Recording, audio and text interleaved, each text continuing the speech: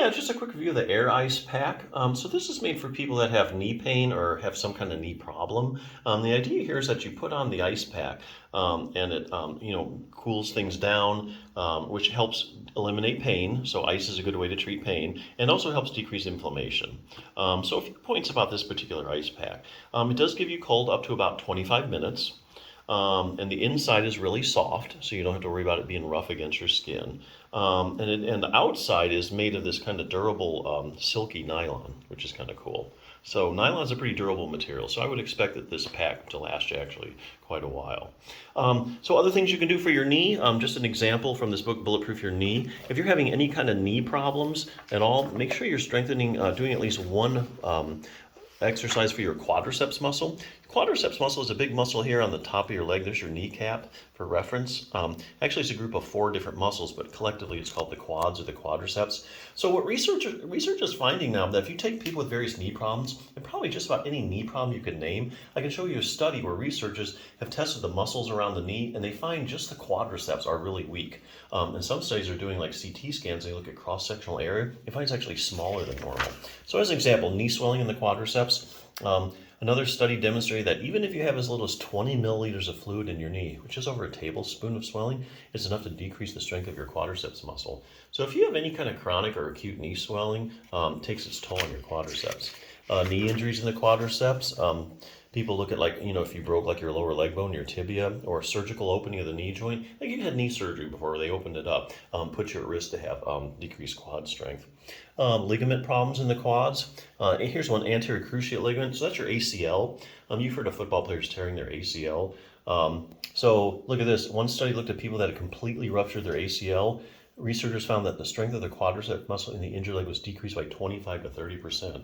So the quadriceps is a huge stabilizer of your knee joint. So if you've knocked its strength down 25 to 30%, you've compromised a lot of knee stability. It's really going to be hard to get pain-free and get better. Same thing with the posterior cruciate ligament, medial collateral ligament, knee pain in the quadriceps. They find that people have knee pain, quadriceps strength is decreased. Now here's a good one, knee arthritis in the quadricep. So if you Google like knee arthritis and quadriceps muscle, it's really very, very, very consistent in the literature that people with knee arthritis have decreased quad strength. And there are a lot of randomized controlled trials showing that if you just strengthen the quadriceps muscle, that the knee pain starts to go away. And some of these studies are even showing that the people with the stronger quads actually have least progression of their knee arthritis over time. Some of the prospective studies. So that's kind of cool. A lot of reasons to have knee arthritis to strengthen those quads. Patellofemoral pain syndrome. List goes on and on. If you have any kind of knee issue or even just pain and you have non-specific knee pain, definitely do at least one exercise for your quadriceps. Optimize knee flexibility. Let's see. I think there's something else I wanted to bring up here. All right. Oh, yeah. Here we go.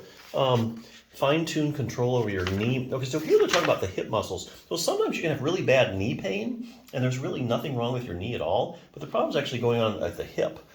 So classic case is iliotibial band syndrome. You take a bunch of people with iliotibial band syndrome and you test their hip muscles, you find they have unusually weak hip abductors. And likewise, here again, just with knee arthritis, these are randomized controlled trials. You take a group of people with iliotibial band syndrome and you strengthen their hip abductors, iliotibial band syndrome starts to go away. So isn't that interesting? Optimize knee flexibility. Well, we all know your knee has to be able to bend and straighten sufficiently, but a lot of people don't know is that your knee actually rotates. So about the last 10 to 15 degrees of you straightening your leg, your knee actually rotates laterally out to the side. And here's a test to see if you have that motion. So that's what they call an accessory motion that your knee really must have to be fully functioning. Other things here, increased dynamic knee stability. Okay, here they're talking about proprioception.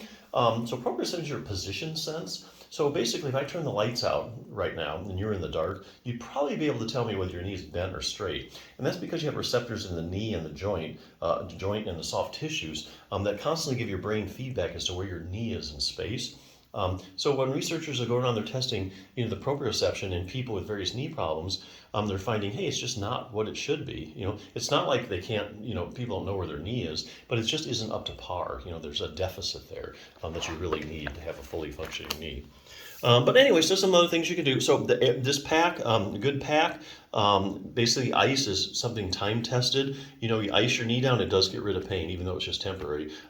It really does work. So good pack, check it out.